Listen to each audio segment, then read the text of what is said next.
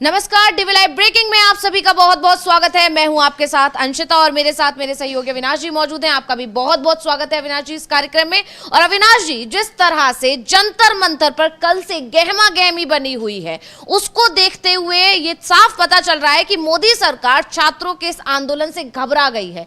इतना डर गई है कि आनन फानन ने उसने ऐसा कदम उठा लिया कि अब पीएम मोदी के ही इस्तीफे की मांग उठ चुकी है। यानी कल तक जहां धर्मेंद्र प्रधान के इस्तीफे की मांग हो रही थी, वहां अब मोदी मस्ट रिजाइन गूंज रहा है। यानी मोदी सरकार बुरी तरह फंस गई है और सोनम वांगचुक के अनशन से इतनी ज्यादा हिल गई सरकार कि उसे यही समझ नहीं आ रहा है कि उसने ये क्या कर दिया है। और इसके अलावा इस मुद्दे पर हम चर्चा करेंगे ही, जनता मंतर पर जो कुछ अभी चल रहा है, किस तरह से गीतांजलि जो कि सोनम वांगचुक की पत्नी है, उन्होंने दिल्ली हाईकोर्ट का दरवाजा खटखटाया, इस पर भी चर्चा करेंगे। इसके अलावा सर्वदलीय बैठक, क्योंकि आज एक बहुत अहम दिन है, महत्वपूर्ण दिन है।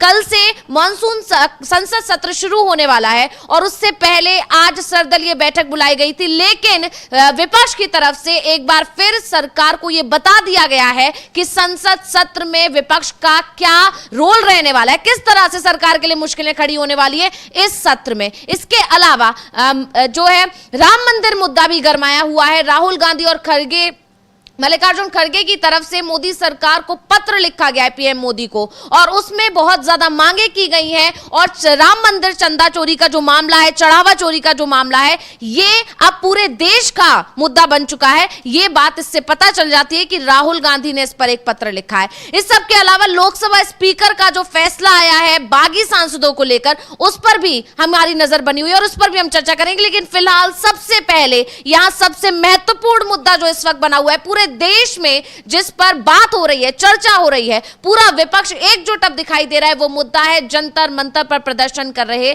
छात्रों का नीट पेपर लीक के खिलाफ। देश भर में जितने पेपर लीक होते हैं उसके खिलाफ और धर्मेंद्र प्रधान के इस्तीफे को लेकर जो मांग के साथ जो छात्र आंदोलन कर रहे थे इतने दिनों से, सोनम वांगचुक जो 20 दिन से, कल को उनका 20वां दिन, 20 दिन के बाद जो 21वें दिन तक जो अनशन पर बैठे हुए थे, उनको जबरन वहां से हटाया गया। किस तरह से पुलिस ने उनको वहां से हटाया जबरदस्ती, और इसके लिए आड़ बनाई गई दिल्ली हाईकोर्ट के उस आदेश को, जिसमें उन्होंने सिर्फ निगरानी रखने के लिए कहा था। उन्होंने कहा था कि उनकी हालत गंभीर है और उस पर ध्यान दिया जाए, और ध्यान दी जा रही थी। वहां पर सरकारी जो है डॉक्टर्स वहां मौजूद थे, एक टीम उनकी पूरी तरह से निगरानी कर रही थी, उनकी तबियत का पल पल जो है पूरा अपडेट भी दिया जा रहा था। लेकिन अचानक ही जब ये बात शुरू हुई कि अब 20 तारीख को एक जो कि संसद सत्र क्योंकि शुरू होने वाला है, और उस पर जब आंदोलन जो है और ज्यादा बड़ा रूप लेगा, क्योंकि ये जो सारे के सारे छात्र हैं वो सोनम वांगचुक के नेतृत्व में संसद तक मार्च करेंगे।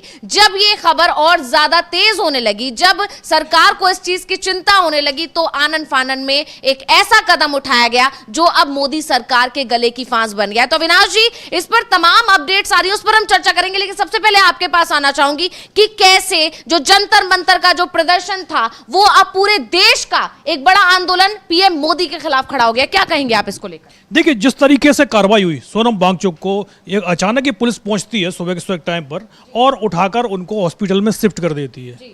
अब देखिए, 20 दिन तक सोनम वांगचुक जब तक अनशन उनका चलता रहा, तब तक सरकार का कोई ध्यान नहीं गया था। 20वें दिन वहां कांग्रेस के लीडर्स पहुंचते हैं, दूसरी पार्टी के लीडर्स भी लगातार पहुंचते हैं। 48 घंटे के अंदर इंडिया गठबंधन के तमाम सियासी दलों के लीडर जब सोनम वांगचुक के अनशन पर पहुंचते हैं, तो उसके बाद सरकार हिलना शुरू हो जाती है। अचानक ही दिल्ली का पुलिस कमिश्नर, जिसका कार्यकाल अप्रैल 2027 तक था, उसका कार्यकाल समाप्त होने से पहले दिल्ली में पुलिस कमिश्नर बदल जाता है। अनुराग कुमार को कमान सौंपी जाती है और तत्काल ही मीटिंग बुलाई जाती है कि किसी तरीके से जो जंतर मंतर पर प्रदर्शन चल रहा है, कि जो 20 तारीख है, 20 जुलाई को जो संसद मार्च का ऐलान पहले से ही हो चुका था, और जिस तरीके से भीड़ बढ़ती जा रही थी और पूरा विपक्ष इस जो अनशन के समर्थन में आ गया था। वैसे भी विपक्ष की जो डिमांड है, जो जंतर मंतर से आवाज उठ रही थी, विपक्ष भी वही मांग कर रहा था कि पेपर लीक हो रहे हैं तो शिक्षा मंत्री पर कार्रवाई होनी चाहिए। और जंतर मंतर पर जो प्रदर्शन चल रहा है, उसमें भी पहली डिमांड यही थी कि आप शिक्षा मंत्री जो धर्मेंद्र प्रधान है, जिनके रहते हुए लगातार पेपर लीक ही नहीं हो रहे हैं, बल्कि जो पेपर माफिया हैं, जो लीक माफिया हैं, जो सिस्टम के अंदर बैठे हुए लोग हैं, उन पर भी कार्रवाई नहीं हो रही है। धर्मेंद्र प्रधान पर कार्रवाई होने का मतलब ये है कि जो संरक्षण में जो चल रहा है, जो कारोबार चल रहा है, उन सभी पर कार्रवाई होगी। सबको बचाने की जिस तरीके की कोशिशें चल रही थी कि एनटीए धर्मेंद्र प्रधान को क्लीन चिट देता है, धर्मेंद्र प्रधान एनटीए को क्लीन चिट देते हैं, ये तमाम ऐसे मुद्दे थे जिसको लेकर जंतर मंतर हो और चाहे कांग्रेस के आंदोलन हो, सबका टारगेट एक ही था कि शिक्षा व्यवस्था में सुधार होना चाहिए। खासतौर पर जिस तरीके से पेपर लीक हो रहे हैं, जब तक आप मुख्य लोगों को, मुख्य आरोपियों को नहीं पकड़ेंगे, तब तक आप किसी को भी पकड़ लें, मामला कोर्ट में टिकेगा ही नहीं। और वही मोदी सरकार के 12 साल के कार्यकाल में होता हुआ भी दिखाई दिया है। 90 से ज़्यादा पेपर लीक हुए हैं, लेकिन किसी को सजा नहीं हुई है। 20-20 साल, 15-15 साल, 18-18 साल तक केस चलते रहते हैं, लेकिन कुछ भी नहीं होता है। और इसी को लेकर जब आंदोलन शुरू हुआ तो आपने देखा कि पहले तो बातचीत ही नहीं हो रही थी, और अब अचानक ही जब पूरा विपक्ष एकजुट हो चुका था और जंतर मंतर पर जिस तरीके से भीड़ बढ़ना शुरू हुई, उसके बाद सोनम वांगचुक को अचानक ही अनशन से हटा लिया जाता है। जबकि दिल्ली पुलिस के पुराने जो कमिश्नर थे, इससे पहले थे, उनकी तरफ से सरकार को मैसेज दिया गया, उसमें ऐसा कुछ नहीं दिखाई दे रहा था कि यहाँ कोई हिंसा होने वाली है या कोई बवाल होने वाला है। लेकिन सरकार को जिस तरीके से आपने ही बताया कि हाई कोर्ट का सिर्फ आदेश आया था कि उनके स्वास्थ्य की निगरानी कीजिए, लेकिन निगरानी के नाम पर आपने उठाकर उनको सीधा सफदरजंग हॉस्पिटल में एडमिट कर दिया। और जिस तरीके से सफदरजंग हॉस्पिटल में पहले भी कई आरोप लगते रहे हैं, और अब एक जो नया आरोप आया है कि जो उनके स्वास्थ्य को लेकर कुछ अलग जानकारी दी जा रही है और ओरिजिनल जानकारी कुछ और होती है, तो तमाम मुद्दों को लेकर सरकार घिरी हुई दिखाई दे रही है। और सोनम वांगचुक का जो अनशन खत्म करने की कोशिश थी, वो भी सरकार नहीं कर पाई है। सोनम वांगचुक का अनशन तो चल ही रहा है, जंतर मंतर पर एक मोर्चा और खुल गया है, तो सरकार की जो कोशिशें हैं वो उस पर उल्टा भारी पड़ते हुए दिखाई दे रही हैं। जी बिल्कुल। और यहाँ पर जैसे कि अविनाश जी हम लगातार इस पर चर्चा कर ही रहे हैं, लगातार नजर बनी हुई है जंतर मंतर पर जो कुछ भी चल रहा है। डीवी लाइव की टीम वहां हर दिन पहुंचकर आपको पल पल की अपडेट दे रही है कि जंतर मंतर पर आखिर क्या हो रहा है। और इन सब के बीच में, यानी इससे जो जंतर मंतर पर चल रहा जो प्रोटेस्ट है, जो आंदोलन छात्रों की तरफ से किया जा रहा है, उसको रोकने की कोशिश सरकार की तरफ से की जा रही है। और उसी की कोशिश भी अब सरकार की फेल होती दिखाई दे रही है, क्योंकि भले ही सोनम वांगचुक को जबरन वहां से हटा दिया गया, सरकार को लग रहा था कि सोनम वांगचुक अगर वहां से हट जाएंगे तो ये आंदोलन है ये हल्का पड़ जाएगा, ये जो 20 तारीख को जो मार्च का ऐलान किया गया है वो नहीं होगा। लेकिन सरकार की ये कोशिश नाकाम दिखाई दे रही है, क्योंकि जब से सोनम वांगचुक को हटाया गया उसके तुरंत बाद ही अभिजीत दिपके वहां पर अनशन पर बैठ गए। इसके अलावा उनकी तरफ से यह ऐलान कर दिया गया कि जो सोनम वांगचुक ने कहा है वो मार्च होकर ही रहेगा। और अब खुद सोनम वांगचुक की तरफ से भी बाकायदा एक पोस्ट किया गया है जिसमें उन्होंने कहा है कि 20 तारीख को जो मार्च होना था वो होकर ही रहेगा। इसके साथ साथ उनकी पत्नी जो कि गीतांजलि है, उनकी तरफ से भी कहा गया है कि अगर सोनम वांगचुक उसमें शामिल नहीं हो पाते हैं तब भी ये मार्च होगा और वो खुद यानी गीतांजलि इसमें शामिल होंगी। तो सबसे पहले सोनम वांगचुक का वो ट्वीट हम चाहेंगे कि स्क्रीन पर दिखाया जाए, जिसमें ये दावा किया गया है कि भले ही सरकार की तरफ से पूरी कोशिश की गई इस आंदोलन को रोकने की, छात्रों की आवाज को दबाने की, कमजोर करने की, लेकिन वो आंदोलन इसी तरह जारी रहेगा। हम देख सकते हैं ये ट्वीट अपनी स्क्रीन पर, जिसमें लिखा है मैसेज फ्रॉम सोनम, यानी सोनम वांगचुक की तरफ से ये मैसेज किया गया है। और ये दिया गया है मैसेज 20 जुलाई को लेकर, यानी कल मानसून सत्र की शुरुआत होने जा रही है। बहुत अहम दिन है कल, क्योंकि विपक्ष की तरफ से सरकार को अलग घेरा जा रहा है, उसकी अलग तैयारियां चल रही हैं, और इधर दूसरी तरफ छात्रों ने भी सरकार के खिलाफ आंदोलन अपना और तेज कर दिया है। ये मैसेज जो सोनम वांगचुक की तरफ से किया गया है, ये स्क्रीन पर हम देख पा रहे हैं। दावा किया जा रहा है कि सोनम वांगचुक ने लिखकर अपनी पत्नी को दिया है ये पत्र, जिस पर उन्होंने लिखा है 20 जुलाई, आजादी का दूसरा आंदोलन, भय मुक्त भारत, अन्याय मुक्त Bharat, freedom for injustice like paper leaks, freedom from fear my illegal detention, India second freedom movement March two the parliament, please make it a big success. यहां बहुत बड़ी बात यहां पर सोनम वांगचुक की तरफ से लिख दी गई है, जिसमें उन्होंने लिखा है आजादी का दूसरा आंदोलन, यानी उनके मुताबिक जो ये कहना चाह रहे हैं सोनम वांगचुक, या हम आज भी परतंत्र हैं, हम आजाद नहीं हैं, हम आजादी के लिए एक दूसरा आंदोलन करेंगे, यानी मोदी सरकार में सुरक्षित और आजाद नहीं है जनता, ये कहने की कोशिश सोनम वांगचुक ने की है। क्या कहेंगे आप? बिल्कुल, क्योंकि जिस तरीके से चलता हुआ दिखाई दे रहा है अब तक की जितनी भी सरकारें हुई है, अगर कोई भी आंदोलन हुआ है, कोई भी प्रदर्शन हुआ है, तो सरकार की तरफ से सबसे पहले बातचीत के दरवाजे खोले गए। अब सरकार डिमांड मानेगी या नहीं मानेगी वो दूसरी बात होती है, सबसे पहले बातचीत शुरू होती है। लेकिन क्या इस आंदोलन में जो करीब 4 हफ्ते से लगभग 1 महीना हो चुका है, 1 महीने से एक आंदोलन चल रहा है, लेकिन सरकार की तरफ से बातचीत ही नहीं की गई है, तो ऐसा आज तक आजाद भारत की किसी भी सरकार में नहीं हुआ है कि जहां विपक्ष इतना बड़ा आंदोलन खड़ा करे, विपक्ष नहीं बल्कि ये युवाओं का आंदोलन है। विपक्ष का मुद्दा तो अलग है, उनकी तो सरकार से बातचीत होती रहती है, लेकिन जब जनता आंदोलन कर रही है, जब देश का युवा सड़क पर है और उसके बाद भी सरकार बातचीत को तैयार नहीं है और लगातार जिस तरीके के बयान भी आ रहे हैं, साफ साफ उन बयानों में सत्ता पक्ष का अहंकार, उनकी तानाशाही झलक रही थी कि हम बातचीत नहीं करेंगे, आपको जो करना हो वो कर लीजिए। मतलब आपने एक तरीके से जो युवा हैं 22 से ज़्यादा जो युवा हैं, उन्होंने नीट पेपर लीक को लेकर खुद की जान ले ली। सरकार की तरफ से संवेदना का एक शब्द नहीं निकला, लेकिन एक कतर के कोई अमीर की निधन हो जाता है तो प्रधानमंत्री का लंबा चौड़ा पोस्ट आ जाता है। उनका एक तरीके से आप प्रधानमंत्री को सम्मान दे दीजिए, कोई भी देश बुलाकर सम्मान दे दे तो उसके लिए वो तुरंत ही तैयार हो जाते हैं पहुंचने के लिए। और लंबे क्योंकि कतर से उनको सम्मान मिला, कतर के अमीर का निधन हुआ तो आपने लंबा चौड़ा शोक संदेश दे दिया। लेकिन देश के 22 युवा जिन्होंने खुद की जान ले ली, वो आपके वोटर तो थे नहीं, क्योंकि अगर आपके वोटर होते तो आप उनकी जरूर सुनते, क्योंकि आपको तो ये लगता है कि जनता वोट दे या ना दे, चुनाव आयोग आपकी जेब में है, आप चुनाव आयोग के जरिए कोई भी चुनाव जीत जाएंगे, तो आपको जनता की फिक्र ही नहीं है।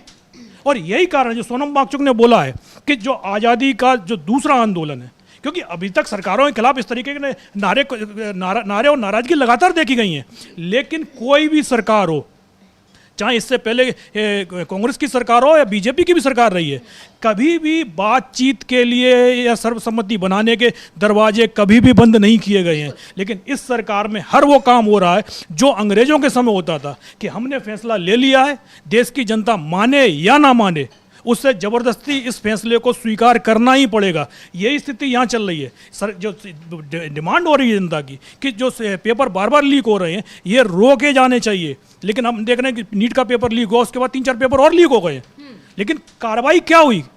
आज तक कोई भी ढंग ऐसी कार्रवाई नहीं हुई है जिस पर जनता भरोसा कर सके। और 20 तारीख को जो मार्च होना है, दिल्ली पुलिस की तरफ से भी आ गया है कि हम इस मार्च को मंजूरी नहीं देंगे। सिर्फ मार्च की बात हुई है, क्या अब शांतिपूर्ण प्रदर्शन की मंजूरी भी नहीं मिलेगी? तो आप सरकार के खिलाफ ना बोल सकते हैं, आप बोलेंगे तो आपको कोई टीवी चैनल दिखाएगा नहीं, अगर आप पोस्ट करेंगे तो आपका सोशल मीडिया अकाउंट ब्लॉक हो जाएगा, और आप अगर शांतिपूर्ण मार्च करना चाहेंगे तो उसकी भी इजाज़त नहीं मिलेगी। तो ऐसे में जो विपक्ष हो या आंदोलनकारी हो वो भी अड़े हुए हैं। ऐसे में 22-20 तारीख को देखना पड़ेगा कि क्या अब पुलिस सख्ती का भी इस्तेमाल करेगी, तो इस पर नजर बनी रहेगी। जी बिल्कुल, यानी जिस तरह से अविनाश जी आप कह रहे हैं कि ना बोलने की आजादी है, ना अपनी बात रखने की आजादी, और इसी बात का तो जिक्र सोनम वांगचुक ने अपने ट्वीट में किया है। इसीलिए उन्होंने लिखा है कि आजादी का दूसरा आंदोलन करना होगा, यानी एक आंदोलन अंग्रेजों के खिलाफ हुआ था और एक आंदोलन अब होगा मोदी सरकार के खिलाफ, क्योंकि इसमें भी राइट टू स्पीच तक छीन लिया गया है। इस बात की चर्चा तो पूरी दुनिया भर में होती है, अब तो विदेशों में भी बहुत सारी रिपोर्ट्स आती है जिसमें कहा जाता है कि फ्रीडम नहीं है, यहाँ पर प्रेस को फ्रीडम नहीं है, लोगों को बोलने की आजादी नहीं है। तमाम तरह की रिपोर्ट्स में बीजेपी सरकार के राज में, मोदी सरकार के राज में भारत की जो वो है, गिरता जा रहा है भारत। तो ये सारी चीजें यहाँ पर बता रही हैं कि अब ये मुद्दा और बड़ा होने जा रहा है। जिस तरह से कल जब सोनम वांगचुक को जबरदस्ती पुलिस के द्वारा वहां से हटाया गया, उसके बाद अभिजीत दिपके ने लगातार एक ही बात दोहराई है, और वो ये कि धर्मेंद्र प्रधान के इस्तीफे से काम नहीं चलेगा, अब तो पीएम मोदी का इस्तीफा चाहिए। और पीएम मोदी का इस्तीफे की सिर्फ एक ही वजह नहीं है, बहुत सारी वजहें हैं। कितने मुद्दों पर उनके सारे मंत्री घिरे हुए हैं, चाहे राजनाथ सिंह हो, चाहे निर्मला सीतारमण हो, या फिर नितिन गडकरी हो, या कोई भी, इतने सारे जो जितने लगभग उनके सारे ही मंत्रियों पर इस वक्त नाराजगी है। इसलिए अब जो ये नया आंदोलन शुरू हुआ है वो पीएम मोदी के खिलाफ शुरू हुआ है, क्योंकि अगर पीएम मोदी इस्तीफा दे देंगे तो अपने आप सब कुछ ठीक हो जाएगा। और इसीलिए ये पता चलता है कि अब ये आंदोलन और बड़ा रूप लेने वाला है। इसीलिए सभी की निगाहें 20 तारीख पर भी टिकी हुई हैं, जैसे कि आपने बताया अविनाश जी आपने कि उस मार्च की अभी तक अनुमति नहीं दी गई है, लेकिन फिर भी ये तय है कि ये मार्च निकाला जाएगा।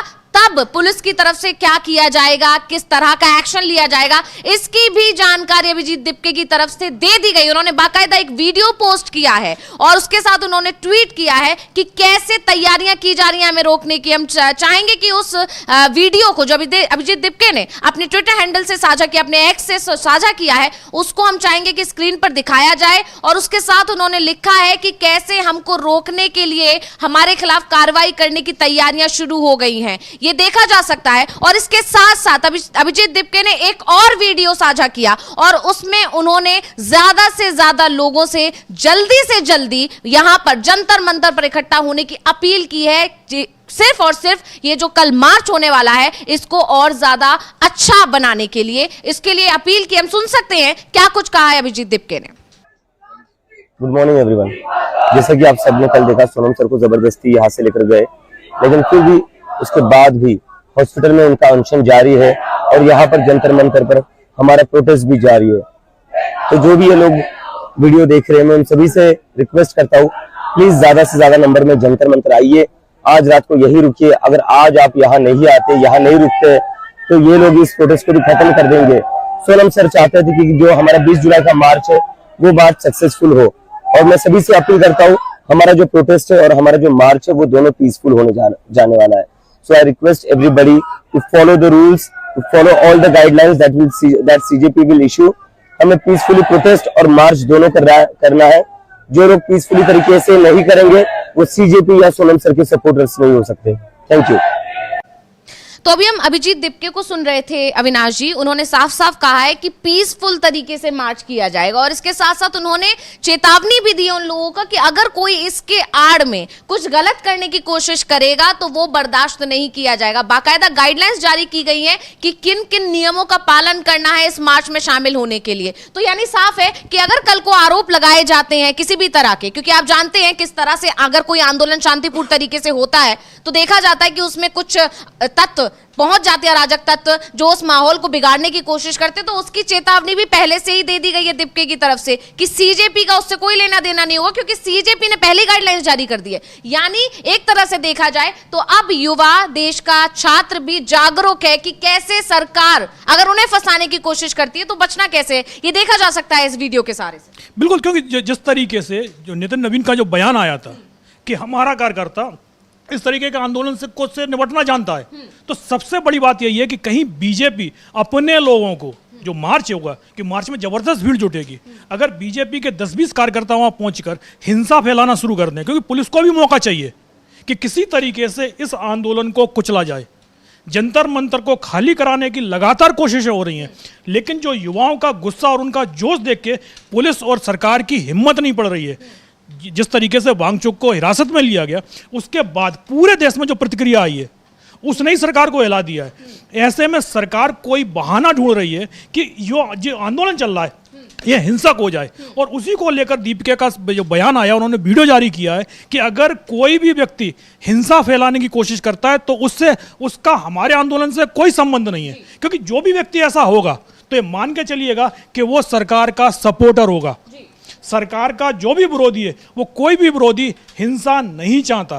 शांतिपूर्ण तरीके से जो प्रदर्शन चल रहा है, 4 हफ्ते से ज्यादा वक्त हो चुका है, उस प्रदर्शन को, क्योंकि अगर ये प्रदर्शन हिंसक हो गया होता तो अब तक ये खत्म भी हो चुका होता, क्योंकि प्रदर्शन का लंबा चलना और सरकार का दबाव में आना, ये कारण उसका यही है कि जो आंदोलन है, जो छात्र बैठे हुए हैं, वो अपने मुद्दे से हिलते हुए नहीं दिखाई दे रहे हैं, ना तो वो हिंसा की तरफ बढ़ते हुए दिख रहे हैं। यदि सरकार को लगा कि कुछ दिनों में जो लोग हैं, युवा हैं, वो बौखला जाएंगे और कुछ ऐसा कदम उठा लेंगे जिससे सरकार को इस आंदोलन को बदनाम करने का मौका मिल जाए। शुरुआत में हमने देखा था कि धर्मेंद्र प्रधान का बयान आया था, दहशतगर्द बोल रहे थे, लेकिन जिस तरीके का जवाब जंतर मंतर से सरकार को दिया गया है, उससे सरकार पूरी तरीके से बैकफुट पर दिखाई दे रही है। और अब 20 तारीख को जो मार्च निकलेगा संसद मार्च के लिए, उसको लेकर तमाम, जिस तरीके से हमने पहले ही बताया कि दिल्ली पुलिस का कहना है कि हमने इस मार्च को मंजूरी नहीं दी है और देंगे भी नहीं।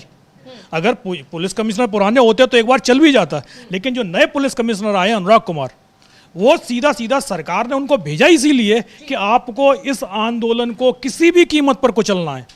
आप हिंसा का सहारा भी ले सकते हैं या जो भी हथकंडे आपको अपनाने हो, एक शांतिपूर्ण मार्च जो ये सिर्फ जंतर मंतर से संसद भवन तक होना, ज़्यादा दूरी भी नहीं है, कुछ 100 मीटर की दूरी है, उस मार्च को अभी रोकने की जिस तरीके से तमाम कोशिशें हो रही हैं। इससे पहले भी हमने देखा जब भी संसद चलती है तब भी विपक्ष की तरफ से मार्च होते हैं, संसद का घेराव होता है, प्रधानमंत्री का घेराव होता है, उन पर कभी भी दिल्ली पुलिस की तरफ से रोक नहीं लगाई गई है। लेकिन यहाँ जो युवा बैठे हुए हैं एक शांतिपूर्ण प्रदर्शन करने के लिए जा रहे हैं, उसको लेकर सरकार के हाथ पे फूले हुए हैं। क्योंकि अब तक क्या हुआ रहा था कि जो ये प्रदर्शन चल रहा था, आपने देखा है मीडिया में पूरी तरीके से ब्लैकआउट कर दिया गया था। लेकिन संसद मार्च पर भारत का मीडिया नहीं, नेशनल मीडिया ही नहीं, बल्कि इंटरनेशनल मीडिया की भी नज़र लगी हुई है। आप यहाँ तो खामोश कर लेंगे, लेकिन जो इंटरनेशनल मीडिया है आप उसको कैसे रोकेंगे? कि क्या आप उनको भी विदेशी ठहरा देंगे? विदेशी तो खैर वही है इंटरनेशनल मीडिया, क्या आप उनको दहशतगर्द बोलेंगे? तो तमाम ऐसी चीजें जिसको लेकर सरकार घिरी हुई साफ साफ दिखाई दे रही है। और सोनम वांगचुक को जिस तरीके से हिरासत में लिया गया है उसको लेकर अब सरकार भी जवाब नहीं दे पा रही है। और जो विपक्ष है वो भी अब, क्योंकि साफ साफ कह दिया था कि जो आंदोलन चल रहा है ये मुद्दा संसद में उठेगा, कल से संसद का सत्र भी शुरू हो रहा है। और जिस तरीके की सरकार की जो मनमानियां चल रही हैं वो आज भी दिखाई दी है। और वो 20 तारीख को सरकार जिस तरीके से अपने उनका जो स्टैंड दिखाई दे रहा है, जिस तरीके के बयान सामने आ रहे हैं कि हमें संसद चलानी है, चले, नहीं चलनी हो तो नहीं चले, हमको सिर्फ अपने बिल पास कराने हैं। आप देखा भी है पुराने संसद सत्र में जितने मोदी सरकार के समय पर हुए, सरकार की सिर्फ एक कोशिश होती है कि बिल पास कराओ, चर्चा की कोई ज़रूरत नहीं है। और वही स्थिति दिखाई दे रही है। सरकार ना तो विपक्ष से चर्चा करने को तैयार होती है, ना आंदोलनकारियों से चर्चा करने को तैयार होती है, ना छात्रों से चर्चा करती है, सिर्फ और सिर्फ तानाशाही प्रवृत्ति के हिसाब से चल रही है। और उसी लिए हमने जो सोनम वांगचुक का आपने लेटर दिखाया हाथ से लिखा हुआ कि आज़ादी का दूसरा मार्च है। क्योंकि अगर अपनी सरकार होती तो वो देश की जनता की सुनती, उनसे बातचीत करती, लेकिन यहाँ सरकार ने सारे दरवाजे बंद कर दिए हैं। और ऐसे में सिर्फ एक ही जो गांधी जी का जो रास्ता है अहिंसक तरीके से विरोध, उसी विरोध की तरफ देश का युवा बढ़ता हुआ दिखाई दे रहा है। जी बिल्कुल। और इस चीज को लेकर कि सोनम वांगचुक को जबरदस्ती वहां से हटाया गया जबकि उनकी हालत स्थिर है, और इसके लिए अब जो उनकी पत्नी है गीतांजलि, उन्होंने दिल्ली हाईकोर्ट का दरवाजा खटखटाया है। इससे पहले उन्होंने जो डॉक्टर्स हैं उनको भी चिट्ठी लिखी थी कि इनको यहाँ से शिफ्ट किया जाए, क्योंकि उन्हें भरोसा नहीं है, उन्हें डर है कि सोनम वांगचुक को कहीं कुछ कर ना दिया जाए। ये डर दिखा रहा है कि इस सरकार में जनता कितनी डरी हुई है। मतलब सरकार के अंदर, सरकारी अस्पताल के अंदर एक व्यक्ति है और उस पर भरोसा नहीं जताया जा रहा है। क्यों?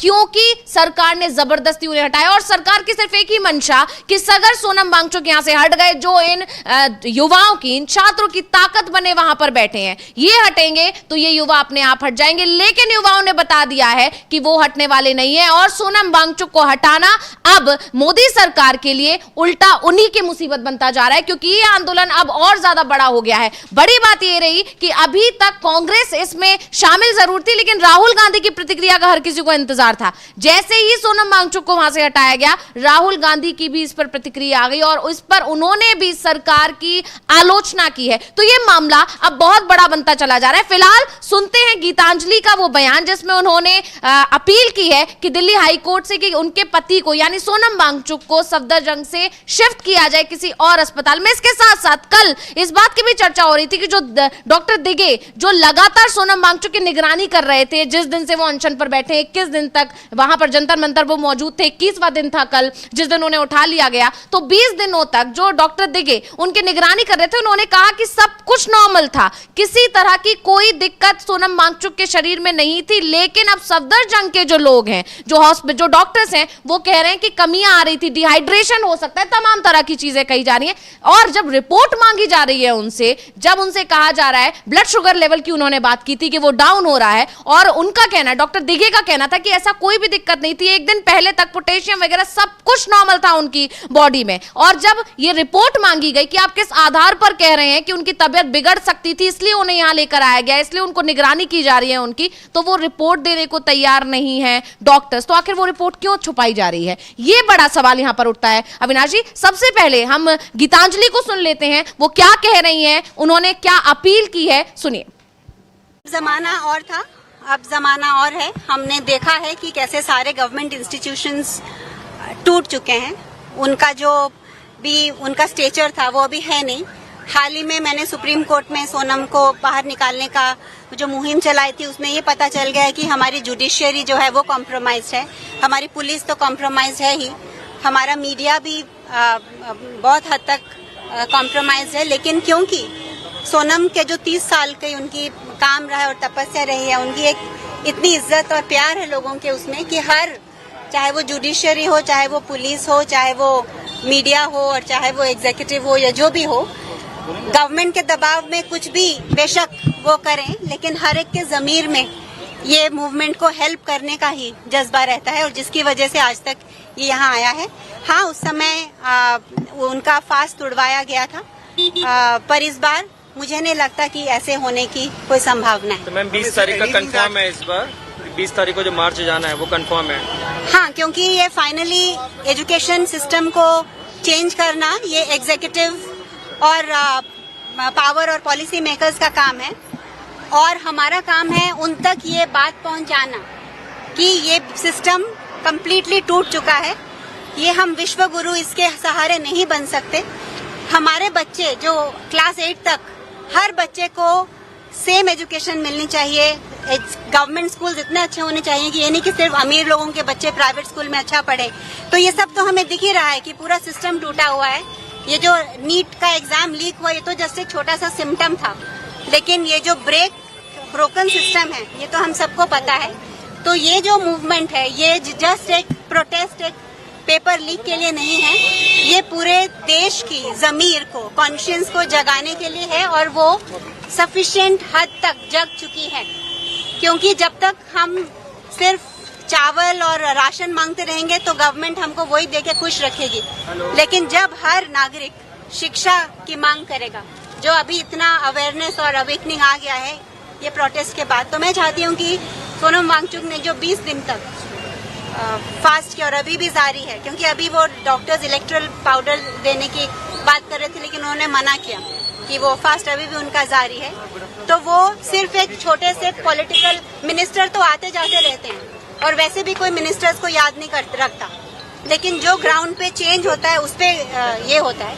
तो वो मिनिस्टर को तो खुद ही रिजाइन करना चाहिए था, लेकिन उनका जमीर इतना जगा हुआ नहीं है, उन्होंने नहीं किया। लेकिन लेकिन इस देश का जो लोकतंत्र है वो मिनिस्टरों से नहीं चलता, लोगों से चलता है और वो हमेशा जागृत रहेगा और इसलिए जैसा प्लान था वैसा चलता रहेगा। और आप निश्चिंत रहिए कि हम यहाँ हैं, सोनम की तबीयत बिल्कुल ठीक है और हम जल्दी ही उनको यहाँ से डिस्चार्ज करके एक ऐसे अस्पताल में लेके जाएंगे जिस पे हम ट्रस्ट करते हैं। तो अभी हम गीतांजलि को सुन रहे थे, सोनम वांगचुक की पत्नी है ये और उन्होंने पूरी तरह सारी जानकारी दी है कि उन्हें बिल्कुल भी विश्वास नहीं है। इसके साथ साथ उन्होंने ये भी बताया कि सोनम वांगचुक ठीक है और उन्हें इलेक्ट्रल पाउडर देने की कोशिश की जा रही थी। जाहिर अनशन तोड़ने की सिर्फ कोशिश है, वो अनशन टूट जाएगा तो हौसले टूट जाएंगे युवाओं का, ऐसा सरकार को लगता है। लेकिन युवाओं ने बता दिया है कि वो अब झुकने वाले नहीं है, वो अब अपने कदम पीछे नहीं लेंगे, बल्कि ये आंदोलन और तेज होगा, क्योंकि सोनम वांगचुक ने कह दिया है कि ये देश का दूसरा आंदोलन होने जा रहा है। तो यहाँ पर सोनम वांगचुक की पत्नी ने पूरी जानकारी दी। उन्होंने कहा कि जल्दी ही उनको डिस्चार्ज करवाया जाएगा और किसी दूसरे अस्पताल में लेकर जाया जाएगा जहां पर ट्रस्ट हो सके कि उनकी सही निगरानी हो रही है, यानी जबरदस्ती जबरन उनका अनशन तोड़ने की कोशिश नहीं हो रही है। एक बार हम आपको वो हेल्थ अपडेट भी दे देते हैं जो बताया गया है कि अभी उनकी तबीयत कैसी है, ये हम स्क्रीन पर देख सकते हैं।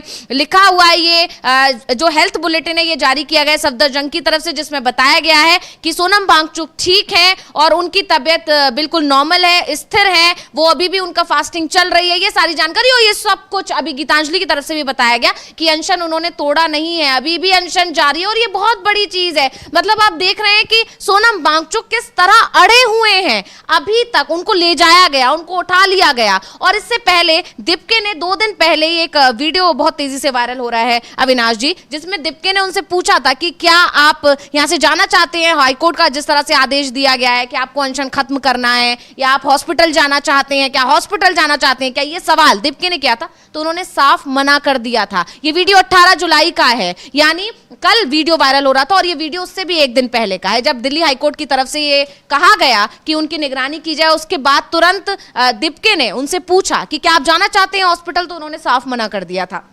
बावजूद इसके उनको जबरदस्ती ले जाया गया है। लेकिन सोनम वांगचुक अपना अनशन तोड़ने के लिए अभी भी राजी नहीं है। ये बहुत बड़ी जानकारी जो है गीतांजलि की तरफ से दी गई और खुद सफदरजंग की तरफ से जो अभी लेटर जारी किया गया, जो हेल्थ बुलेटिन जारी किया गया है, उसमें भी ये जानकारी दी जा रही है कि वो स्थिर है उनकी और ये उनका जज्बा है। मतलब 21 दिन से, अब तो 22वां दिन हो चुका है अविनाश जी, 21 दिन तो कल ही हो गए थे, आज 22वां दिन है। 22 दिन से वो भूखे हैं, आमरण अनशन पर बैठे हुए हैं, लेकिन अभी भी अगर उनकी तबीयत ठीक है, स्थिर है, तो ये उनका जज्बा है जो आंदोलन, जो छात्रों के लिए वो बैठे हुए हैं। अविनाश जी, इसको क्या कहेंगे आप? देखिए, सोनम वांगचुक तो लगातार जो उनकी डिमांड है वो अपनी डिमांड पर अड़े हुए हैं, लेकिन जो सफदरजंग अस्पताल है वो लगातार अपने बयान से उलटता दिखाई दे रहा है। एक तरफ सबसे पहले उनका बयान आता है हॉस्पिटल की तरफ से कि जो सोनम वांगचुक है उनके शरीर में पोटेशियम का लेवल जो है वो 2.9 रह गया है, जबकि जो आंदोलनकारी हैं गीतांजलि की तरफ से अब दबाव डाला गया तो बहुत मुश्किल से उनका ब्लड का सैंपल दिया गया और जब उसकी जांच कराई गई बाहर दूसरी लैब में जाकर तो वो 3.5 निकला। जो नॉर्मल इंसान के लिए 3.5 चाहिए ही चाहिए, इससे कम जो होता है वो फिर मुश्किल बढ़ाना शुरू होता है और 3.0 से कम होता है तो फिर वो जान को खतरे के संकेत मान लिए जाते हैं। और इसीलिए क्योंकि 3.0 चाहिए था मिनिमम तो 3.5 है, 3.0 पर जो व्यक्ति है उसकी जान पर खतरा शुरू हो जाता है। तो सफदरजंग अस्पताल की तरफ से बयान आता है कि 2.9 लेवल रह गया पोटेशियम का जो सोनम वांगचुक के शरीर में। लेकिन जब सैंपल दूसरी जगह चला गया तो सफदरजंग हॉस्पिटल को पता चल गया कि उनकी पोल खुल गई है। तो सरकारी जो हॉस्पिटल है वो सरकार के दबाव में ही काम करेगा। वो सरकार जो फैसला है, सरकार की तरफ से आ गया कि भाई आपको ये रिपोर्ट देनी है तो वही रिपोर्ट जानी है, उससे कोई मतलब नहीं है। लेकिन क्योंकि सैंपल जो ब्लड सैंपल है दूसरी लैब में भी टेस्ट हो गया था, तो हम देख रहे हैं जो उनकी जो फाइनल जो रिपोर्ट जो हेल्थ बुलेटिन जारी होता है उसमें इस बात का कोई जिक्र नहीं है। वहाँ जो हालत है वो सीरियस नहीं बताई गई है, वो सामान्य हालत बताई गई है। 22 दिन से उनका अनशन चल रहा है, बस वो उन्हीं चीज़ों का जिक्र है। वहाँ कहीं जिक्र नहीं है कि 2.9% उनका पोटेशियम लेवल रह गया है। तो साफ दिखाई दे रहा है और वही चीज़ गीतांजलि की तरफ से कही जा रही है। हमको सफदरजंग अस्पताल पर बिल्कुल भरोसा नहीं है। जिस तरीके के बयान, जिस तरीके से हेल्थ बुलेटिन उनका जारी हो रहा है वो साफ साफ सरकार के दबाव में दिखाई दे रहा है। और अपने मरीज को यानी अपने पति को जो सोनम वांगचुक है वो लगातार जो अनशन कर रहे हैं, अब उनको यदि आपको हॉस्पिटल में रखना है तो हॉस्पिटल बदलने के लिए उन्हें कोर्ट जाना पड़ रहा है। अब आप खुद सोच लीजिए कि अब तक तो आरोप लगते थे कि संवैधानिक संस्थानों की स्थिति क्या है, लेकिन आज स्थिति ये हो गई है कि अस्पताल, कॉलेज, वहाँ पढ़ाई है, वहाँ व्यवस्थाएं किस तरीके की चल रही हैं, उन सबको लेकर सरकार पर आरोप लग रहे हैं। यानी आप हर चीज़ में हस्तक्षेप कर रहे हैं। डॉक्टर अपना काम करना चाहे तो आप उसको काम नहीं करने देंगे। आप एक प्रोफेसर या कॉलेज का कोई भी इंचार्ज हो, आप उसको काम नहीं करने देंगे। आप यहाँ तक स्थिति तो ये हो गई है सरकार मंदिरों में भी अब और मस्जिदों में भी इंटरफेयर कर रही है। तो साफ साफ ये दिखाई दे रहा है कि जनता के अंदर जो गुस्सा दिखाई दे रहा है, तमाम मुद्दे जो आरोप गीतांजलि की तरफ से लगाए गए हैं और जो सवाल उठाए गए हैं वो सवाल देश की जनता के हैं। और सोनम वांगचुक का जिस तरीके से कोशिश की गई है कि आमरण अनशन तोड़ दिया जाए, तोड़वा दिया जाए, लेकिन वो अपनी जिद पर अड़े हुए हैं। और इस मुद्दे को लेकर भी कोर्ट में याचिका दायर हुई है कि जो कोई व्यक्ति यदि शांतिपूर्ण आंदोलन कर रहा है तो उसको अपना आंदोलन करने का अधिकार है। सरकार जबरदस्ती किसी का आंदोलन नहीं तोड़वा सकती है। तो अभी इसका जवाब सरकार को देना है कि आप मतलब किसका दबाव है सफदरजंग हॉस्पिटल पर जो आप गलत रिपोर्टें जारी कर रहे हैं। अगर एक व्यक्ति की आप रिपोर्ट सही नहीं दे सकते तो फिर सरकारी अस्पतालों पर लोग भरोसा कैसे करेंगे? जी बिल्कुल, यहाँ पर अब सिर्फ मोदी सरकार ही नहीं, सरकारी अस्पताल भी घिरे हुए दिखाई दे रहे हैं। और सोनम वांगचुक ने साफ साफ कह दिया है कि ये अनशन भी जारी रहेगा, ये आंदोलन भी जारी रहेगा और ये आंदोलन अब और तेज होगा क्योंकि ये अब आजादी के खिलाफ आंदोलन हो चुका है। छात्रों की मांगों के खिलाफ, मांगों को लेकर तो आंदोलन चल ही रहा था।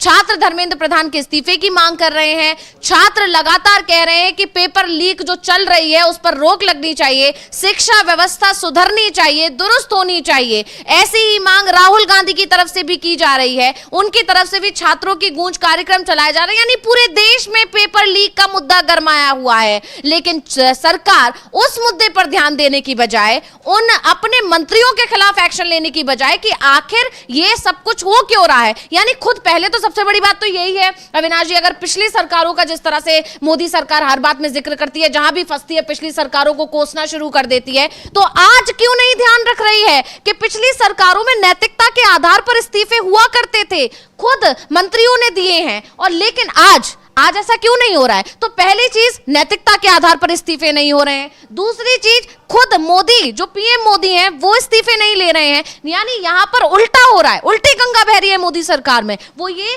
कि कैसे उन लोगों की आवाज दबाई जा रही है जो अपने हक की बात कर रहे हैं, जो अधिकारों की बात कर रहे हैं। यानी इतने छात्रों ने अपनी जान दे दी एक पेपर लीक के चलते, उनकी जान की कोई परवाह नहीं है इस सरकार को।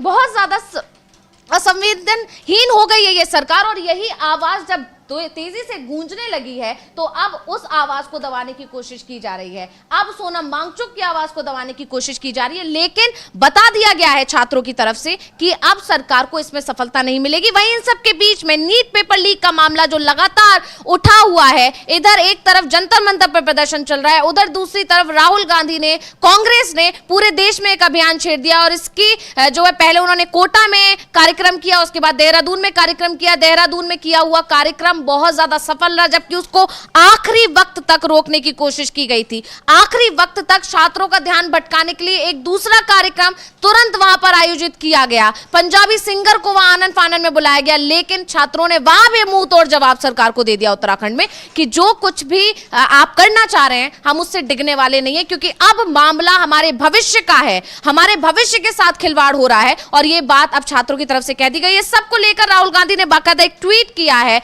नीट पेपर लीक मामले पर राहुल गांधी ने क्या कुछ लिखा है, एक बार हम चाहेंगे उसे स्क्रीन पर लेकर आए कि राहुल गांधी लिखते हैं, सरेआम भविष्य की नीलामी, paper leak rate card, NEET रुपए 40 लाख, IITZ 15 लाख, उत्तराखंड पटवारी 15 लाख, बिहार शिक्षक भर्ती 10 लाख, ओडिशा पुलिस भर्ती 25 लाख। जिससे पास पैसा है वो मेन्यू से पेपर चुन लेता है, और जो सिर्फ मेहनत करता है वो अपना सपना खो देता है। 152 पेपर लीक, माफी चाहूंगी, 152 पेपर लीक, 75 करोड़ छात्र प्रभावित, और सजा एक को भी नहीं पड़ी। इस माफिया को असली ताकत है बच्चों का भविष्य बेचो, पैसा कमाओ और बेखौफ घूमो। मोदी जी, देश का हर छात्र आपसे यही पूछ रहा है, ये गिरोह किसकी शह पर इतना बेखौफ है? वही सवाल जो जंतर मंतर पर बैठे हुए छात्र पूछ रहे हैं कि आखिर उन लोगों के खिलाफ, उन माफियाओं के खिलाफ एक्शन क्यों नहीं हो रहा है, और सबसे बड़ी बात, उन्हें बचाने की कोशिश क्यों की जा रही है? किससे जुड़े हैं उनके तार? क्या मोदी सरकार में बैठे मंत्रियों के तार उनसे जुड़े हुए हैं, इसलिए उनको बचाया जा रहा है? ये सवाल उठ रहा है, और वही सवाल राहुल गांधी ने अपने ट्वीट में पूछा है अविनाश जी। यानी नीट पेपर लीक का मुद्दा सड़क पर भी गरमाया हुआ है, और जब कल संसद सत्र होगा तो उसमें भी ये मुद्दा उठेगा, और इसलिए ही सरकार घबराई हुई है।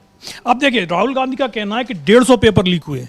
अभी कुछ दिनों पहले एक वीडियो वायरल हुआ था जिसमें पेपर माफिया बोल रहा था कि एक पेपर जो लीक होता है उसमें 200-300 करोड़ रुपए का मुनाफा होता है हमें। ये एक पेपर माफिया का कहना है कि 200-300 करोड़ रुपए का हम बिजनेस कर लेते हैं। तो आप सोच लीजिए, 150 पेपर अगर लीक हुए तो कितना बड़ा जो मुनाफा है पेपर माफियाओं ने किया है। और ये पैसा खाली उनके पास नहीं रहेगा, ये पैसा ऊपर तक जाता है। कहां तक जाता है आप खुद समझ सकते हैं।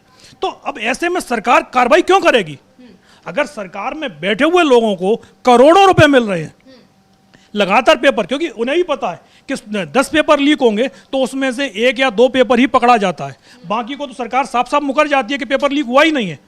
तो जो राहुल गांधी ने भी जो आंकड़ा दिया है 150 पेपर का, ये वो पेपर है जिनकी जानकारी सामने आ गई, जो मीडिया में आ गए, जिनके बारे में पहले से खबर हो गई और बाद में सरकार को मानना पड़ा। लेकिन जो पेपर लीक हुए उनके पेपर बेचे गए 20-20, 30-30, 50-50 लाख रुपए में, लेकिन वो जानकारी सार्वजनिक नहीं हो पाई, कम लोगों तक पहुंचे, और जिसने खरीदे पेपर उसने वो जानकारी को लीक नहीं किया, या वो खबर जब आई तो पेपर पहले हो गया, उसके बाद वो खबर आई तो सरकार ने साफ साफ कह दिया कि भाई पेपर तो हो गया, अब तो कोई भी बता देगा कि ये सवाल पेपर में आए थे। तो ऐसे पेपरों को यदि हम हटा भी दें, उसके बाद भी 150 पेपर अगर लीक हो रहे हैं तो आप सोच सकती हैं कि कितना 75 करोड़ जो छात्र हैं, सिर्फ मोदी सरकार के कार्यकाल में ही इतना, एक तरीके से छात्रों का जो गुस्सा है वो ये दिखाई भी दे रहा है कि आप जो भी पेपर होगा वो पेपर लीक होगा, कुछ पेपर जो तो आप नीट का पेपर तो आपके सामने आ गया कि वो पेपर 15 दिन पहले ही लीक हो गया था। 15 दिन पहले लोगों के सोशल मीडिया खुद सीबीआई ने ये जानकारी दी है, धर्मेंद्र प्रधान तो मानने को राजी नहीं थे कि पेपर लीक हुआ। जो सबको दिखाई दे रहा है। धर्मेंद्र प्रधान को तो मानना इसलिए पड़ गया बाद में कि जब वो संसदीय समिति की बैठक में पहुंचे और जब सवाल जवाब हुआ तो सबने यही सवाल किया कि आपने अगर ये मान लिया है कि पेपर लीक नहीं हुआ है तो फिर पेपर रद्द क्यों कर दिया? बिल्कुल, पेपर रद्द करने का फिर कारण बताइए। 22 lakh student 22-24 lakh student NEET की परीक्षा में बैठे हुए थे जिन्होंने पेपर दिए और उसके बाद आप उनका पेपर रद्द कर दें, 22-24 लोगों की जान चली जाती है। तो क्या ये खेल चल रहा था कोई का कि आज पेपर कराएंगे, कल उसको रद्द करेंगे, परसों दोबारा से कराएंगे और जिसको अपनी जान देनी है वो जान दे दे। सरकार तो इसी तरीके से काम करेगी। बाद में धर्मेंद्र प्रधान को और एनटीए को मानना पड़ा कि हाँ पेपर लीक हुआ है, लेकिन जो जिम्मेदार लोग हैं, जो जवाबदेही लोग हैं, कि इस सरकार में जवाबदेही कोई नहीं लेते। जो रक्षा मंत्री राजनाथ सिंह हैं वो तो 11 साल पहले ही बोल चुके हैं कि हमारी सरकार में जो जिम्मेदारी है वो कोई भी नहीं लेने को तैयार है। अगर आप कोई दुर्घटना घट जाती है तो आप हमारे पास हमारा इस्तीफा मांगने मत आइएगा। हम लोगों के अंदर नैतिकता नाम की कोई चीज़ नहीं है।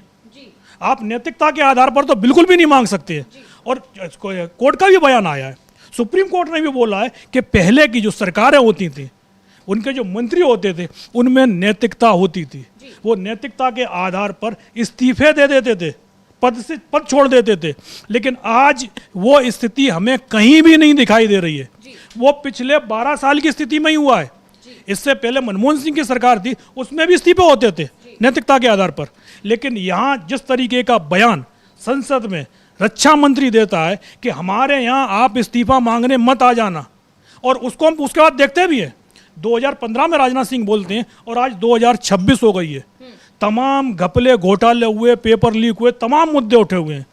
संसद में आप झूठ बोलते हैं ऑपरेशन सिंदूर को लेकर, लेकिन जवाबदेही कोई नहीं है। हम सिर्फ और सिर्फ जो वोट है, वोट को लेकर हम बयान देंगे, भले ही हमको संसद में झूठ बोलना हो या संसद के बाहर झूठ बोलना हो। सिर्फ और सिर्फ हमें वोट चाहिए और हमें उससे कोई मतलब नहीं है। वोट मिलने के बाद हम अपनी जनता से बातचीत भी नहीं करेंगे, उनसे किसी तरीके का संपर्क भी नहीं करेंगे। हम सिर्फ अपने मन की बात करेंगे, जनता के मन की कोई बात नहीं सुनेंगे। वही स्थिति यहाँ दिखाई दे रही है। छात्र देख रहे हैं, सड़क पर छात्र है, आंदोलन कर रहा है, लेकिन आज भी सरकार बातचीत करने को तैयार नहीं है। आज भी धर्मेंद्र प्रधान, जो पेपर लीक हुए हैं, जो 22 लोग मारे गए हैं, उनको लेकर संवेदना के 2 शब्द बोलने को तैयार नहीं है। सरकार मुआवजा देने को तैयार नहीं है, अपनी गलती तक मानने को तैयार नहीं है। तो इसी के चलते जो तमाम जो नाराजगी है, जो तमाम गुस्सा दिखाई दे रहा है, ये गुस्सा अभी का नहीं है, ये 12 साल का जनता के अंदर का गुस्सा है कि जो सरकार है वादे कुछ और करती है लेकिन हकीकत कुछ और होती है। और यही कारण है कि आज जो आंदोलन है इतना तेजी से फैलता जा रहा है। तमाम जो सियासी दल हैं, विपक्षी दल हैं, वो तो चलो मान लिया कि वही वो सरकार का विरोध करेंगे, लेकिन आज देश की जनता हो या तमाम कलाकार हो या दूसरे प्रतिष्ठित लोग हो, सभी के सभी इस आंदोलन के साथ अगर खड़े हुए तो ये आप मान के चलिएगा कि सरकार की जो नीयत है उसी में खोट है। जी बिल्कुल, और ये साफ हो चुका है कि विपक्ष अब इस पूरे मुद्दे पर एकजुट है, छात्रों के साथ खड़ा हुआ है और अब ये मुद्दा और ज्यादा गरमाने वाला है। और ये चीज संसद के अंदर भी दिखाई दे रही है, जिस तरह से विपक्ष की एकजुटता संसद के अंदर दिख रही है। आज सर्वदलीय बैठक बुलाई गई थी और उस सर्वदलीय बैठक से पहले सभी विपक्षी दलों ने वॉकआउट कर दिया था। वजह क्या है अविनाश जी, वो बताइए। देखिए, सबसे बड़ी बात तो ये कि जो सरकार है उसको 2/3 मेजोरिटी चाहिए, और 2/3 मेजोरिटी आपके पास में है नहीं। 293 आपके पास सांसद हैं, और सांसदों का समर्थन जो चाहिए वो 362 का, लोकसभा में, हम लोकसभा की बात कर रहे हैं, 362 सांसद चाहिए। अब 362 तक पहुंचने के लिए पिछले जो बजट सत्र हुआ था, बजट सत्र में सरकार 131वां संविधान संशोधन विधेयक लेके आई थी। सरकार की कोशिश थी कि जो सीमांकन है, जो लोकसभा की सीटें और विधानसभा की सीटें, उनका दोबारा से सीमांकन किया जाए, नए सिरे से सीटें बनाई जाएं। कुछ सीटें बढ़ाई जाने की बात हुई कि 850 तक सीटें भी हो सकती हैं। इसका विपक्ष की तरफ से विरोध किया गया था। विपक्ष का कहना था हर चीज़ पारदर्शी होनी चाहिए और जिस राज्य का जो अधिकार है उसका वो अधिकार बना रहना चाहिए। सरकार जब ने वोटिंग करवाई तो पता चलता है कि जो 2/3 मेजोरिटी है वो सरकार पेश नहीं कर पाई, उसको साबित नहीं कर पाई। जब बिल गिरा तो उसके बाद से लगातार तोड़फोड़ शुरू हो गई। शिवसेना को तोड़ा गया, आम आदमी पार्टी को तोड़ा गया, टीएमसी को तोड़ा गया, यहाँ तक कि जो भी आपको पार्टी 1 दल 2 दल 3 दल की दिखाई दी वहाँ से हमारी कोशिशें शुरू हो गई। लेकिन फिर भी 2/3 मेजोरिटी अभी भी पूरी नहीं हो पा रही है। उसके बाद कि आपने जो शिवसेना को तोड़ा, यूबीटी को तोड़ा, उसके जो 6 सांसद टूटे, उनको लेकर लोकसभा स्पीकर का फैसला आया है। जो टीएमसी के जो 19 करीब सांसद हैं वो जो अलग हुए हैं, उनको लेकर फैसला आया है। कोर्ट की जो शिवसेना के जो सांसद हैं उनका मर्जर का जो है उस पर जो लोकसभा स्पीकर, जो पहले से दिखाई दे रहा था कि लोकसभा स्पीकर सुप्रीम कोर्ट का जो पुराना आदेश है मर्जर को लेकर कि खाली जो सांसद हैं उनके मर्जर से काम नहीं चलेगा, पार्टी का मर्जर होना चाहिए, उसको जो लोकसभा के स्पीकर हैं वो नहीं मानेंगे। वो सिर्फ वही फैसला करेंगे जो सरकार उनसे बोलेगी, जो मोदी जी बोलेंगे, जो अमित शाह बोलेंगे, वही फैसला होगा। और वैसे भी ये कहा जा रहा है जो पार्टियों में तोड़फोड़ हुई है उसके पीछे हमारे जो गृह मंत्री हैं उन पर आरोप लगाए जा रहे हैं। विपक्ष का सीधा सीधा कहना है कि गृह मंत्रालय और प्रधानमंत्री के जो इशारे पर उनकी जो केंद्रीय एजेंसियां हैं उनके दबाव में तोड़फोड़ हुई है। 6 सांसद शिवसेना यूबीटी के जाते हैं, 19 सांसद टीएमसी के जाते हैं और उनको लोकसभा के जो मानसून सत्र शुरू होने वाला है उससे कुछ घंटे पहले, 2 दिन पहले अचानक स्पीकर साहब की तरफ से दोनों पर जो फैसला बीजेपी को चाहिए था उसी तरीके का फैसला आ जाता है। और सबसे बड़ी बात तो ये कि लोकसभा स्पीकर फैसला सुनाते हैं, उससे पहले इस फैसले की जानकारी सरकार को हो जाती है। स्पीकर का फैसला शाम को आता है और सुबह ही जो टीएमसी है, जो टीएमसी का अलग गुट है, जो ममता बनर्जी से जिसने बगावत की है, उनके नेताओं को सरकार की तरफ से सर्वदलीय बैठक में बुलाने का न्योता दे दिया जाता है। किस हैसियत से न्योता गया था? जब उन पर लोकसभा स्पीकर का फैसला ही नहीं हुआ था, उन्होंने कोई फैसला नहीं सुनाया था, लेकिन सरकार ने न्योता भी दे दिया। ये मान लिया नहीं, सरकार को पहले से खबर थी कि लोकसभा स्पीकर क्या फैसला देंगे। क्या सरकार ने वो फैसला लोकसभा स्पीकर को लिखकर दे दिया था कि आपको हमें यह फैसला सुनाना है, और लोकसभा स्पीकर ने शाम को फैसला सुना दिया। और बाद में जो विपक्ष का कहना था कि आपने टीएमसी के लोगों को किस हैसियत से बुलाया है। जो ममता बनर्जी का गुट है वो तो समझ में आता है, चुनाव लड़ी है, ममता बनर्जी अध्यक्ष हैं, उनके गुट को अगर लोग जो सरकार है, सरकार की तरफ से सर्वदलीय बैठक में उनको बुलाने के लिए न्योता गया तो वो तो जाना ही था। लेकिन शताब्दी राय, उनके पास ये न्योता क्यों गया? सुदीप बंदोपाध्याय, उनके पास ये न्योता क्यों गया?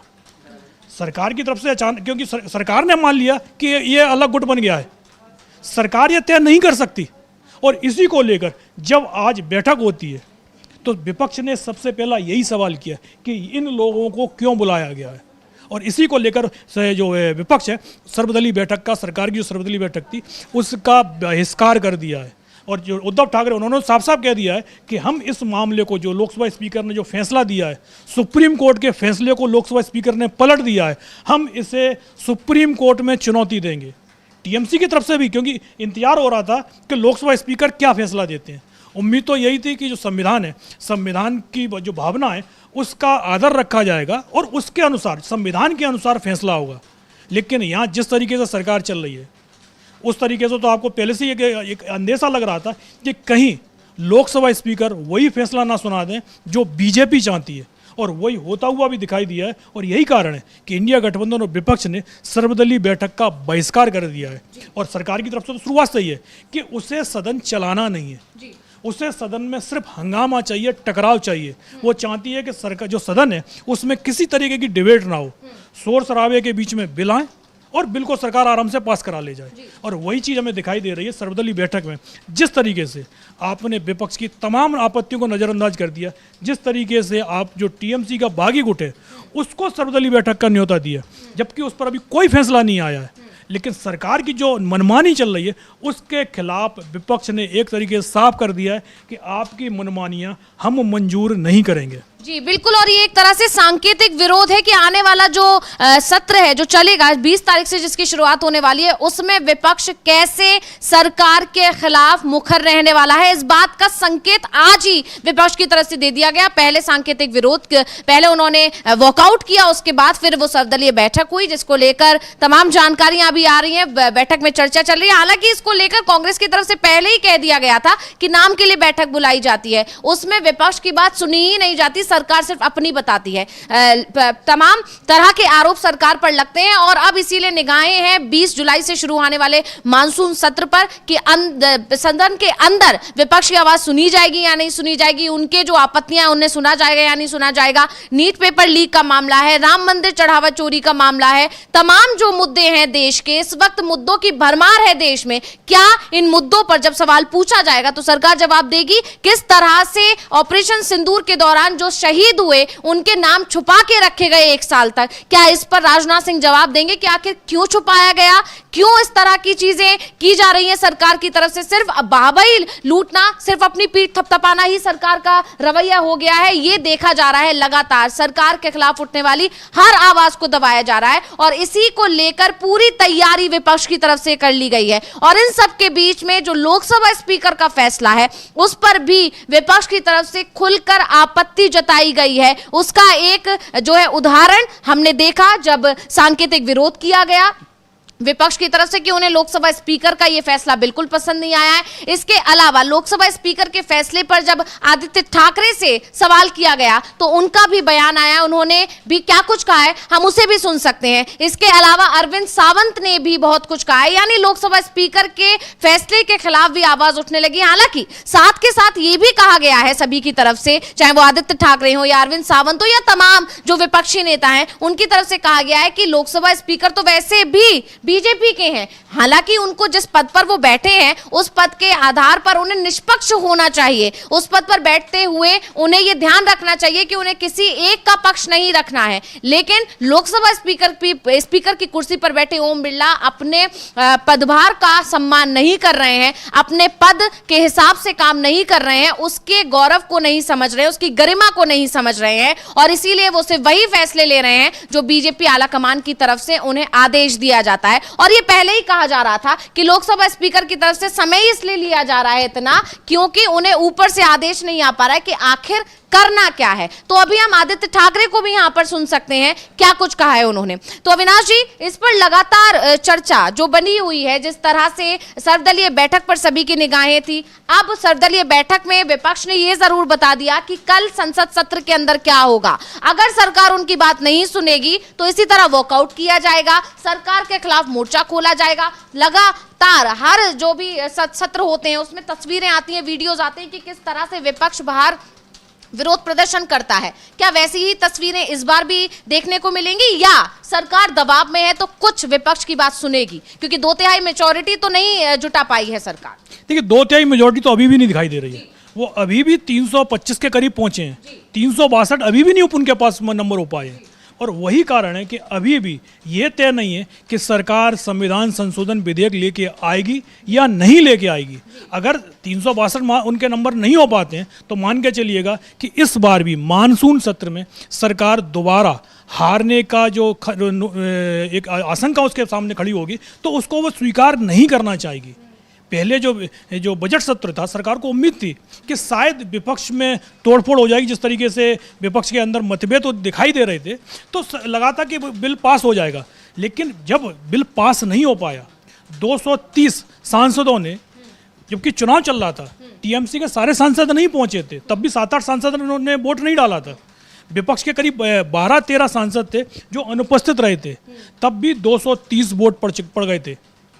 तो साफ साफ है कि सरकार को एहसास है कि उसके पास नंबर नहीं है। और जिस तरीके से आपने बताया कि जो लोकसभा स्पीकर है अंतिम समय तक जो अपना फैसला वो टाले रहे कि सरकार की तरफ से कोई आदेश नहीं आ रहा था। और आदेश इसलिए नहीं आ रहा था कि कोशिश ये हो रही थी कुछ सांसद और तोड़ लिए जाएं, कि अभी अलग गुट की मान्यता मिल जाती है और उसके बाद फिर कुछ और सांसद आ जाते हैं तो वहाँ पर फिर 2/3 का एक नियम आ जाएगा सामने। तो तब तक टाला जाए कि 20 तारीख से पहले फैसला होना है। ये तो सबको पता थी कि लोकसभा स्पीकर है, उन्हें 20 से पहले फैसला करना पड़ेगा। और टीएमसी का जो बागी गुट है वो चिल्ला रहा था कि हमारे पास 22 और 24 सांसद हैं, तो 22 और 24 का इंतजार चल रहा था। ये 19 और 20 वाला मुद्दा नहीं है कि जो 20 आ गए इस पर फैसला लेना है, फैसला तो बहुत पहले भी हो जाता। लेकिन जो कुछ और सांसद, जिस तरीके से ईडी की लगातार कार्रवाइयाँ चल रही हैं, अभी जो टीएमसी के सांसद हैं अभिषेक बनर्जी, उनके कार्यालय पर बुलडोजर चला है, ये बताने के लिए कि जो दूसरे सांसद हैं टीएमसी के कि वो भी सतर्क रहें, अभिषेक बनर्जी सेफ नहीं है तो आप लोग कहाँ सेफ होंगे। और सेफ यदि आपको रहना है, सुरक्षित रहना है, तो आप बागी खेमे को ज्वाइन कर लीजिए। तो इसी के चलते अब तक लोकसभा स्पीकर का जो फैसला है वो टलता हुआ दिखाई दे रहा था, लेकिन जब दिखाई दिया कि कोई सांसद बढ़ ही नहीं रहा है, जो शुरुआत में एक झटके में आपके पास में आ गए, जो जिस तरीके से पश्चिम बंगाल में चुनाव के बाद जो हिंसा हुई, जो टीएमसी के सांसद और विधायक उन पर हमले हुए, जो उन हमलों से डर गए, वो लोग तो पाला बदल गए, लेकिन जो नहीं डरे वो ममता बनर्जी के साथ में खड़े रहे। उनको ईडी, सीबीआई तमाम चीज़ों से डराने की कोशिश की गई, लेकिन जब वो नहीं डरे तो उसके बाद लोकसभा स्पीकर का फैसला आ जाता है कि जो 19-20 जो सांसद हैं उनको हम अलग गुट्टी के रूप में मान्यता दे रहे हैं जी। और इसी को लेकर आदित्य ठाकरे का भी बयान आया, हम सुन सकते हैं क्या कुछ कहा है उन्होंने। कोई और कुछ अलग एक्सपेक्टेड था? यही तो अन्याय हम झेल रहे हैं, यही तो अन्याय देश देख रहा है, और आज सोनम वांगचुक के साथ जो हुआ वही तो देश के साथ हो रहा है।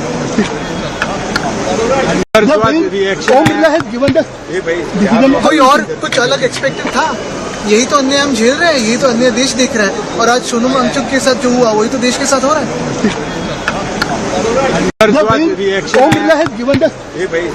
कोई और कुछ अलग एक्सपेक्टेड था? यही तो अन्याय हम झेल रहे हैं। तो भी आदित्य ठाकरे को हम सुन रहे थे, उन्होंने यहाँ पर ये किया कि आप ये देखिए, सिर्फ लोकसभा स्पीकर की बात मत कीजिए, सोनम वांगचुक के साथ जो हुआ, देश में जो हो रहा है उस पर ध्यान दीजिए। यानी पूरा विपक्ष यहाँ पर एकजुट दिखाई दे रहा है।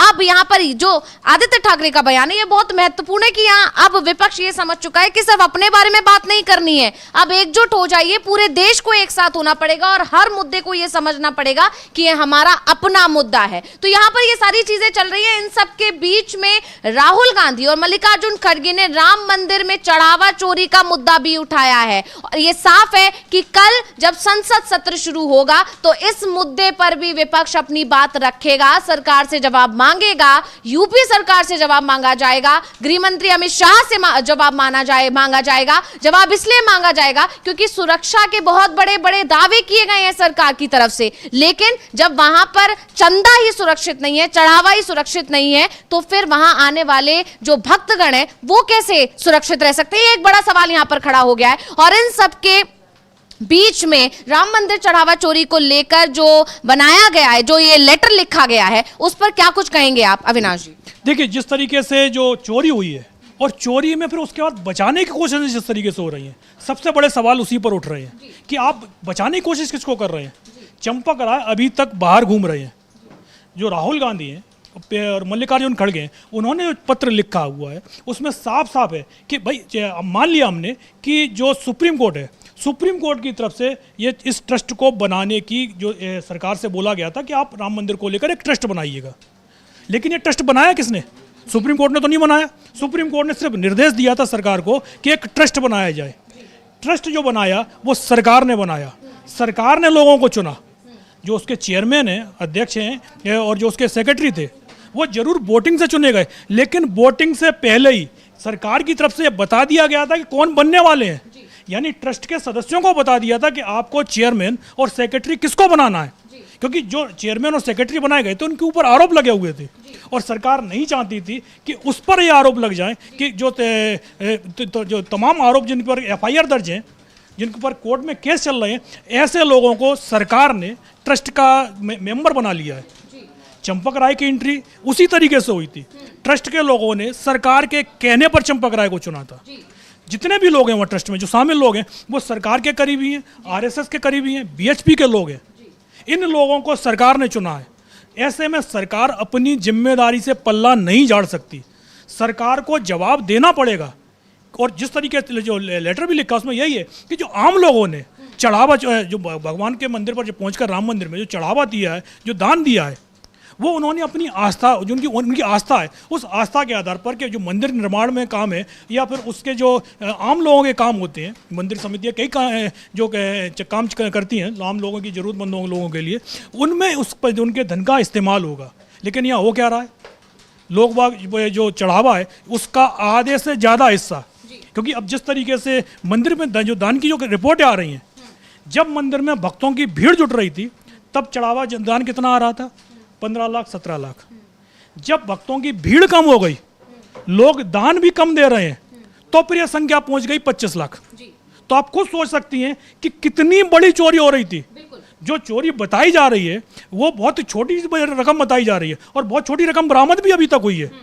लेकिन अब इसी को लेकर जो कांग्रेस नेता हैं उनकी तरफ से मांग की गई है कि इस पूरे मामले की निष्पक्ष जांच होनी चाहिए। एसआईटी जिस तरीके से जांच कर रही है उस पर अब किसी को भरोसा नहीं रहा है। ट्रस्ट से जुड़ा हुआ एक भी शख्स अब तक गिरफ्तार नहीं हुआ है। चंपक राय से तो पूछताछ कर ली, लेकिन जो कोष की लूट मची हुई है उस कोषाध्यक्ष से पूछताछ करने से एसआईटी को किसने रोक दिया है? कौन है? कि क्या कोषाध्यक्ष की तरफ से सरकार को धमकी दी जा रही है कि अगर हमारे दरवाजे पर एसआईटी आई तो वो एसआईटी हम आपके दरवाजे पर भेज देंगे? तो इस तमाम मुद्दे हैं और इसीलिए जरूरत ये है कि इसकी निष्पक्ष जांच हो और राम मंदिर चढ़ावे को लेकर जो उनका ट्रस्ट का जो कोष है उसका ऑडिट होना चाहिए। हम ये नहीं कहते कि आप सभी मंदिरों का ऑडिट कीजिए, लेकिन जहां चोरी हुई है, और अब तो ये सरकार भी मानती है, ट्रस्ट भी मानता है, और मानना इसलिए पड़ रहा है क्योंकि वो चोरी कैमरे के सामने हो रही है। नहीं तो यदि कैमरे के सामने चोरी नहीं होती तो जो ट्रस्ट है वो पूरी तरीके से मुकर जाता। लेकिन जब चोरी पकड़ी गई है, चोरी की रकम भी कुछ बरामद हो गई है, तो सरकार को और ट्रस्ट को मानना पड़ रहा है। लेकिन जिस तरीके की जांच चल रही है, क्योंकि अब जो विपक्ष है, बीजेपी के लोग हैं, वो भी अब इस चीज़ को मान रहे हैं कि जो जांच चल रही है वो जांच निष्पक्ष नहीं है।